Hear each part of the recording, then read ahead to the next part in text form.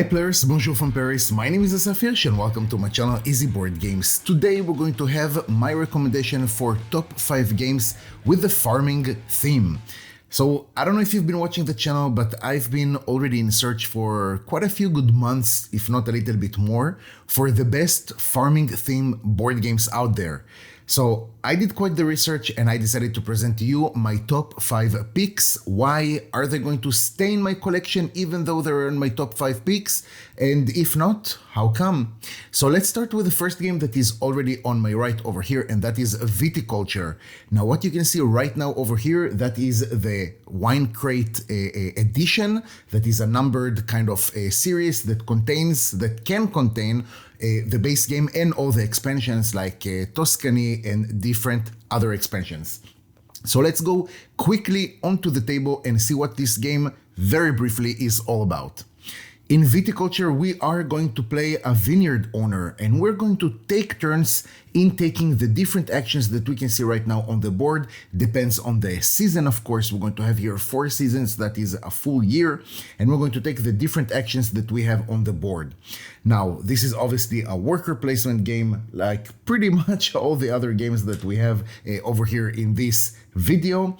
But in any case, we're going to have a mama and a papa cards that are going to decide for us what are we going to start with. We are going to have sometimes an option. For example, if you want to start with more money or with a building, in this case, I started to have a building over here.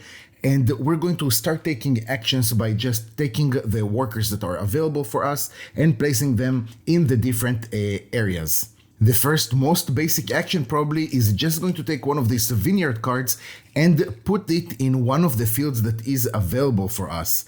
So for example, we can take this card right over here that is called Pinot, and we're going to place them in one of the fields. Now with the numbers that we can see at the bottom, we'll be able to understand how many of these cards we'll be able to have per field. So if here I decided to have this Pinot card, then I will not be able later on put something that is, for example, with the value of 4, since 2 plus 4 that is 6, and that is already passing the value of the field. We will be able to plant this Merlot over here since it has the value of 3, and 3 plus 2 that is 5, no problem with that. Later on, we'll be able to pick up these grapes and put them over here to start producing wine from them. So this is what we have over here with this marker. So for example, if I'm taking grapes over here from this field, that means I will have 4 red grapes and I'm going to have 1 white grape. So this is what is going to happen, and from round after round, if I'm not going to take these grapes and turn them into bottles of wine, their value is just going to increase and increase. Now pay attention that I will not be able to take this wine and put it over here if I didn't manage to build the right cellar. More than that, we're going to have some visitor cards, which are usually the blue and the yellow over here, that are just going to be cards that we'll be able to play in the different seasons to receive different bonuses. Also, we'll have some contracts that we'll need to finish, and we're going to get some victory points, as you can see at the bottom of the board. And also, we're going to have a mechanism with a turn order, what you can see over there, that is going to give the advantage for players at a later turn order. And to be honest, this game really does feel very well balanced, especially if you're going to add, because what you can see right over here is not the base game. This is the base game with the Tuscany expansion, which really quite make the difference. The player that is going to reach 25 victory points first is going to be the winner of the game, and you're actually going to do back and forth with the victory points, because sometimes you'll take actions that are going to drop your victory points. More than that, with some of the expansions, you'll be able to come over here. That is kind of area control-ish, very light kind of thing that you'll be able to receive also different bonuses. And basically this game is very positive. All in all, guys, that was Viticulture, really in a nutshell, because there's a little bit more to it into this game.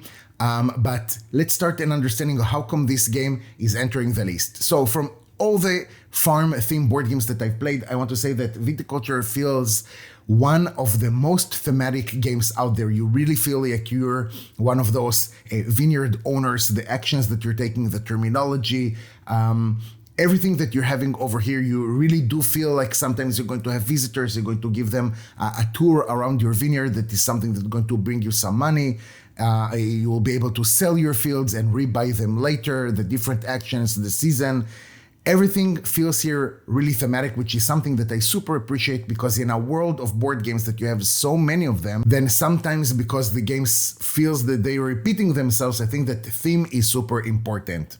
Viticulture is very easy to pick up and play. The rules are not complicated. The rulebook is written very well. In terms of production, this game is quite an eye pleaser. You have here a variety of things, beautiful board. You have here cards, different meeples that with the expansions you also have other things like specialists and even the small buildings that kind of actually remind me of Scythe. I don't know, maybe because it's more abstract, like we remember from Scythe itself, and it's the same company, it's Stonemeyer. But actually, so it's really an eye pleaser that you'll be able to do many things. Oh yeah, and the stars, of course. And I'm like, all right, this is classic, right? Anyways, so Viticulture feels right. Viticulture with that is not staying in my collection if you followed me in another video, but that's only because the game felt a little bit too light to my personal taste. I prefer games that are going to be a little bit more on the heavy side, and with this I can tell you that when I played Viticulture first time, even though I already had all the expansions, I played only with the basic game, and that felt relatively flat. Not a lot of options, not a lot of things to do. Of course, that with the expansions, the game becomes better, but this is something that I don't really like in general in board games. Usually, if the basic game feels not so good, for me at least, then I will not keep it just because the expansions are making it better. I kind of expect the base game to be good, and then the expansions to complement it in different kind of ways. Again, this is just my personal opinion and taste. Doesn't mean that it's not recommended for you, especially if you're looking for maybe an entry-level kind of game for worker placement that is highly thematic. And in any case, I do recommend, if this is your thing, if you're looking for maybe a between light and medium board game, then Viticulture can be an excellent choice for you. Moving on to the second game, and that is Stardew Valley. Now, this game is based on the famous IP Stardew Valley, the video game, which I haven't played, I must say, but I did look for a board game that will give me the same feelings maybe as games like Farmville or something like that that we used to play on iPhone or whatever. But in any case, let's go to the table and see what this game is all about. Now, in Stardew Valley, we're going to have 1 to 4 players that are actually some sort of inheriting a farm from their dying or dead grandfather already. I'm sorry. And they're going to take different actions that are spread across the board. They will be able to go to the community center and make some new friends that we have over here with the villagers. They will receive kind of like not really missions, but if they have what there is over here on the card, they will be able to give it to them. They're going to become our friends. We're going to receive those heart tokens, and that is pretty cool because they will be able to give us some bonuses later on in shape of presents or different things. Again, I don't want to take too much of your time explaining each game. We'll be able to go to the mine, then we're going to roll some dice, and according to that, we're going to have a specific bonus that is stated on the card. We'll be able to go deeper into the mine to receive more and more bonuses. We'll be able to go fishing, taking some bonuses over here. If we're going to chop down some trees, we're just going to take this token, flip it to the other side. And of course, this game is going to also take place during 1 year. Every season, we're going to have a few cards that are supposed to be right over here. So in this case, for example, we're just going to resolve some sort of an event. And then we're going to move to the action phase, another card, and so on until we're going to finish the season. Then it's going to be another season and another one, and until the end of the winter. Here, we're going to have each player having their own specialty. That means that if you're going to play 2 players, then you'll be able to choose two of the game boards that are going to have a different specialty. This one is for fishing, for example. This one is with a pickaxe, is, if I'm not mistaken, something that's supposed to help us with the mine. Also, we're going to have some missions that our grandfather have left us. This is something that we have to do. And really, we do have a few quite options, which makes this game very fun. As you can see already, the board is much more bright than what we've seen before with the Viticulture. I think that this is really here to simulate the video game itself that, again, I never played. What do I like about this game? So again, it does give me all the feelings, specifically with the art of playing some sort of a farming video game with completing these small missions. This game is not heavy at all, but it is super challenging, because I do think that if you're playing with less player boards than what the game has to offer for you, this game becomes much more challenging, because if you don't have the fishing expertise, for example, you are going to have so much more difficult time in order to get really what you sometimes need in order to win in the lake itself when you're trying to fish. So I'm guessing that this game makes more sense if you're going to include more or even all of the player board themselves. Now, I'm not so sure if this is a game for really 4 players. Since this is a cooperative game, I don't think this is kind of the game that you actually want to have 4 people around the table, even 3 people around the table, taking decisions, debating between themselves before every action, what's going to happen, what they want to do. I think that this game is more of a solo experience, or maximum for 2 players. If you're close enough, and this is not such a, I don't know, if it's not a random person that you're playing with, then I think that this game can shine more with 1 or maximum 2 players. And even though this game is really not heavy, but it is challenging, I think that some aspect of it now, and I'm not really sure if this first version or second version, apparently something was fixed between both of them, but because you have here an element of dice that you need to roll in order to get the outcome that you're actually looking for. And this game is not like we've seen in Viticulture, like you're just going to play until someone is going to win. No, here you're going to have like a time mechanism over here. You have to complete all the missions before the end of winter, otherwise you have lost, which is something that I'm not so sure I'm a fan of, but we are going to see it many times if we're going to be turn limited. And that is actually a really nice aspect that I like in Viticulture, because you're not limited at all. You're just going to play until one of the players is going to win. Now, circling back again, because you have here a lot of a luck element, you'll find yourself rolling the dice time after time, not finding what you need in order to achieve maybe your last victory condition, kind of like the last mission that your grandfather has left for you. And that can be quite frustrating, again, especially if you decided to play only with 2-player boards, for example, because you're 2 players. This is why I think that even if you're playing 2 players, you should, or even if at a solo mode, I think that you should play with as many player boards that is possible for you to handle, just because it's going to make the game, it is going to be in any case more challenging, because you're going to have more missions, the more player boards you're going to have, but at least it's going to give you more options, and you'll be able really to focus on the specialty of each player board that you're having.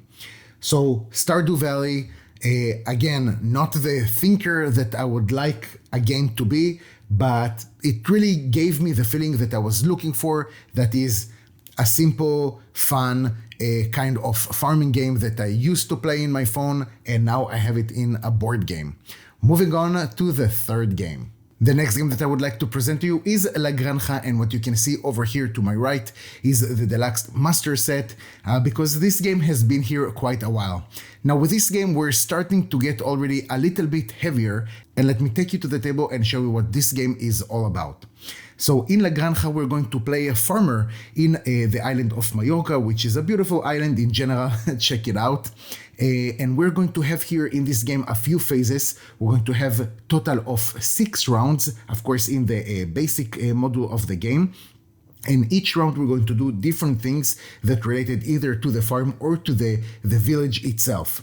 The first phase that you have is the farm phase, where you're going to play one card or two if this is the first round. And actually these cards are one of the most amazing features that this game has, because one card actually means four different things, and that depends where you're going to place it in your player board. It can mean one more field, it can mean more income, or more paid deliveries, more pigs that you'll be able to have. It can also mean that you're going to have a special bonus with this card that is going to be unique to your farm, or you're actually going to have another option to do delivery and then placing one of your markers over here at the main market that you have in this village. And this is sort of area control maybe of this game, but let's not exaggerate and say that La Granja is an area control game.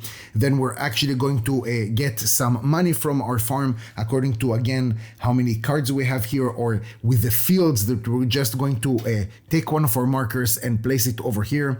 That means that we're going to have wheat that is ready to be taken from our field, or grapes or olives or whatever field that you have decided to place there. Then we'll be able also, by according to a turn order, to purchase some of the tiles that you can see right over there. So let's say that I have decided to purchase this tile over here. I'm going to place it over here, and then when I want to use this kind of bonus, I'm going to flip it to the other side. And it's kind of cool because you have here, you know, this destroyed maybe roof, and you're going to build it slowly. You're going to earn victory points from it. Then later what you're going to do is to have an income phase. You're going to roll all of the dice revenue phase, and then you're going to just place the dice in the different locations, and players again are going to take turns taking dice from this place and receiving the bonuses that they're going to have on the dice. The last die that is going to be left, all the players are going to execute it. So again, there's kind of strategical planning over here. Then you're going to have the transportation phase. So you're going to choose one of the tokens that you have over here. Of course, each donkey represents a delivery that you're going to, one type of good that you're going to take from your farm, and either going to place it on the card that you have in your farm here. And again, that just means that you're going to take a marker and place it to show that you have delivered this thing. Or on the other side, you're going to take one of your goods and you're going to deliver it to one of the small markets. I'm sorry for the terminology, those small shops. And you're just going to put a marker after you have finished a complete row. And of course, that means that only one player will be able to fill a row. Then you're going to receive a certain bonus. You're going to unlock different buildings that started the game when they were locked, and so on. Also, you're going to advance on the siesta track. So this is again what you have over here that is going to be worth victory points, and so on. The last thing that we're going to have is just the scoring phase. So again, according to a certain parameters, we're going to score victory points. So that was, again, I hope I didn't waste too much of your time. In a nutshell, La Granja, which is, again, starting to be a game that is a little bit more on the heavier side. I'm not going to say this is a heavy kind of game, but definitely medium plus. I like this game, again, that it does feel thematic.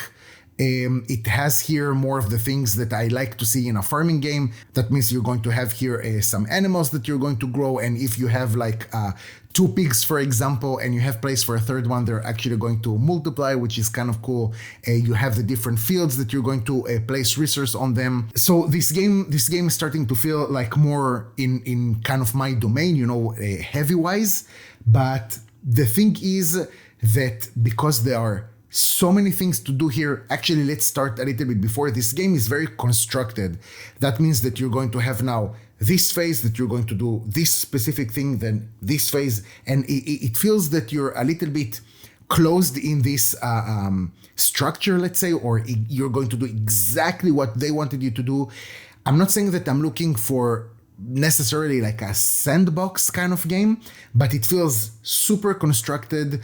And because I felt that 6 rounds maybe is not enough, but it can also be like a sign for a good game. You know, if you have only this and you're like, oh my God, I wish I would have had like one more round or one more turn or something like that, that might be a sign for a good game also. So I'm not so sure where I'm standing like with that. But this game does feel like it limits you a little bit, maybe a little bit too much to what I would like a game to limit me. But in any case, it feels like there's a lot of things to do and you're not necessarily actually going to make them at all. This game is challenging, okay? You need to think really quite ahead of the things that you would like to do and try to perform them. This is really not an easy game. Another thing that I didn't care so much for this game, and it's not only La Granja that has it, actually quite a few board games that have it, instead of having like a track for how many points you have, you're actually going to take those small tokens of victory points. And guys, I have to tell you, I hate it, okay? I hate taking and then like having a bunch of tokens and you need to start taking 5 ones, taking, back a token that has like a bigger value. And it's just not comfortable. I don't like it. It feels like there's like victory points everywhere over here. And I'm not so sure this is something that I like seeing in a board game. I think I would prefer just the board to be a little bit bigger and then just have a track of victory points with a marker. We have another thing with the Deluxe Master, because what I've presented to you right now is basically only the basic game, but you do have here 12 more modules that are coming, with the Deluxe Master set. 12 modules is a lot, okay? So it's kind of a double-edged sword for me, at least, because after I'm learning the basic game, a game really needs to hit the table so many times for me to actually go and try more modules and different things, more challenging, more interaction, less interaction, different things that you would like to do, presenting new elements. And I don't know if I care so much for it in a game in general to have so many modules. I prefer that maybe the learning curve will be a little bit more challenging to begin with, but I'm going to receive maybe a bit more of the full experience of the game, and then you're going to have 3 or 4 modules, something like that if you really like this game and you would like to explore it a little bit more, then you do have this possibility to do that. But just giving you a relatively basic version of the game, and again, even in its basic version, this game is challenging, not in learning terms, because the game is not so difficult to understand, but you do have a few things you would like to think about in this game. But again, I would like the learning curve to be a little bit steeper, but you're going to have more things that you're going to be able to do in this game, and not have 12 modules that now every time would like to try something new. That's another set of rules, even if it's not a lot of set of rules, okay? But another set of rules that you'll have to learn in order to take this module and put it inside this game. And I'm not even talking about the modules that are going to add many rules to this game that are going to change it quite a lot. So again, this is something that probably I will not do with La Granja. Maybe 1 or 2 modules for sure. I'm not going to check all 12 of them because I think there are games that are a little bit better out there. And with that note, let's move on to the 4th game. The 4th game, guys, that I would like to present you is Fields of Arle by Uwe Rosenberg. And before I'm taking you to the table, I do have to apologize in advance, since I haven't completely set up the game. It's quite the task. But let me take you to the table and show you what this game is all about. Fields of Arle is a game for 1 or 2 players maximum, where we're going to take care of not only our farm, but basically our local community. So we're going to start placing workers, and each time we have finished placing our 4 workers, we're going to move on to the next season. We're going to have either summer or winter, and we're going to have 9 of those rounds. As you can see, summer, winter, summer, and so on. Now, each time we're going to take one of our workers and we're going to place them in the action column that correspond to our actual season. We're going to start in the summer, so these are all the actions that we'll be able to take. And in the winter, those are going to be the actions that are going to be available to us. And once per round, you will be able to take an action on the opposite season, but it's only 1 time per round. And of course, you also have all of these actions that are available for you. And you'll be able to do here really so many different things. So this is quite the transition between La Granja, where I explained to you that I felt a little bit too much constructed what I need to do, to really, I'm not going to say completely sandbox, because come on, we are in a farm over here, but there are so many things that you'll be able to do that, I'll be honest with you, in the first 1 or 2 games, it's quite overwhelming. You'll be able to do things on your personal field, like taking this pit. You're going to have some stables. You're going to have here like marshes that you'll be able to dry them. Then you will be able to flip them to the other side. You're going to add some pit over here that again, you'll be able to take. What else? You're going to have here resources like food, hides, really different things that you'll be able to do over here. Every time that you're going to take an action, that action is only going to be strong as the marker shows over here. So you're going to take, for example, a peat cutter, okay? So you're going to put it over here, and then you'll be able to take 3 peat from your board. The more advanced is your action, and you'll be able to upgrade it over here, for example, or in that place specifically by paying the cost. Then the action later will be stronger and stronger, and of course you're going to have more victory points for it. Also, you'll be able to have some vehicles that you'll be able to send it to the cities themselves after you have completed some sort of like a trip delivering some goods. You're going to take the tile, you're going to flip it, then you're going to place it over here only at the very bottom, which is something that is going to score victory points for you at the end of the game. And basically this whole game is just like filled with victory points, which is crazy. Some of them is negative victory points, some of them is positive victory points, but oh my god, I'm guessing this is a classic Uwe Rosenberg. Really, we can see the difference between La Granja that we saw before and Fields of Arle, where you can really do whatever, almost whatever you want when it comes to farming. This game is really much more to my taste, although I can tell you that it's so overwhelming that I think that for new players that are coming to this game, this can be quite terrifying because you don't really understand what's going on over there. You don't understand what is the direction that I need to go. It's really nothing. It's like, all right, these are the rules of the game, and good luck to you, sir. So there are quite a few things. I think that this game starts shining after the third, maybe the fourth kind of a play that you're going to do, which is sometimes more plays than a player actually wants to take before starting to enjoy this game. So I totally understand that, but with it, I think that this is totally worth the investment, because this game, I think that is quite incredible. Definitely a thinker. You have a lot of things to do over here, and many ways in order to maximize all the actions, so you will have as many victory points as possible. Now, in La Granja, we saw that we have victory points in shape of tokens, and over here you have victory points just in shape of things that are printed on the board. So that means that at the end of the game, you will need to actually take this, table with a pencil or whatever and start filling up points, which is something that also I don't like. I just want have some sort of an extension to the board, or just make the board a little bit bigger and have a track over there. Is it really that complicated?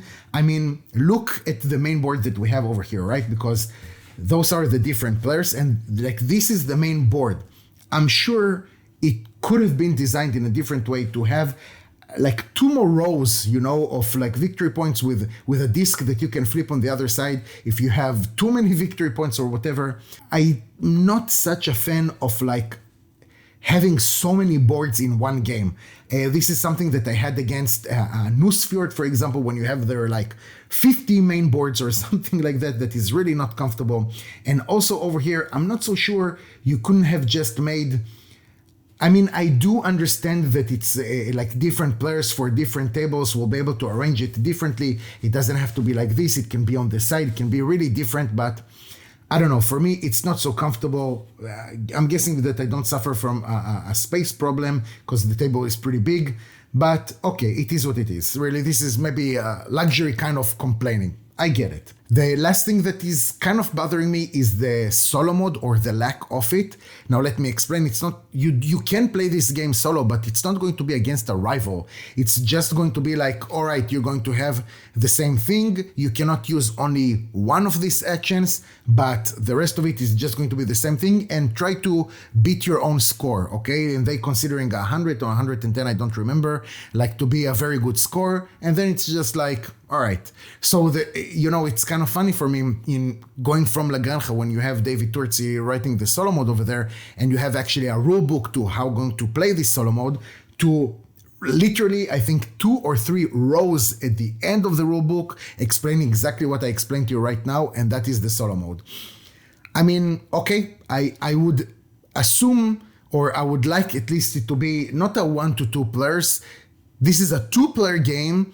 And if you insist, you can play it solo also, but just for you to know, we're not going to do something special for you.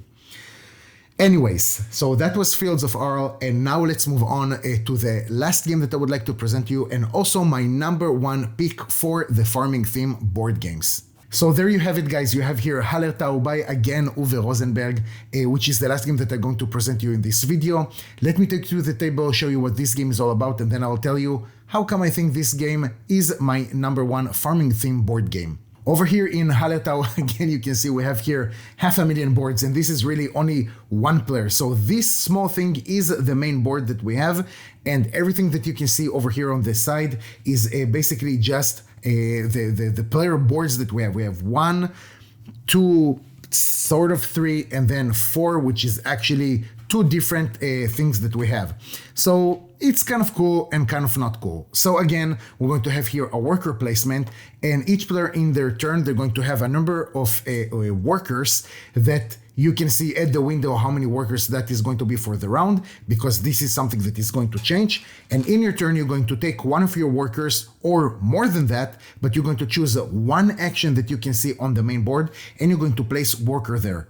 So if you're lucky and the thing that you would like to do is actually empty, then you need only 1 cube to put over here in order to execute this action. If your rival or you in a later turn would like to take an action that already contains some workers, you will need to take the next row of empty workers and place that many over there. So in this case, for example, you will need to put 2 of the workers, and then you can do this action. And if again someone would like to do this action later on, then what they're going to do is going to place here 3 workers. So of course it's becoming a sort of more and more expensive worker wise to do an action one time after another, which is kind of a cool balancing mechanism, because it kind of forces you to look at other actions that you have. Now you have also different cards over here that you can take. Different cards are going to give you different bonuses, or there are different kind of missions that you will need to do. In this case, for example,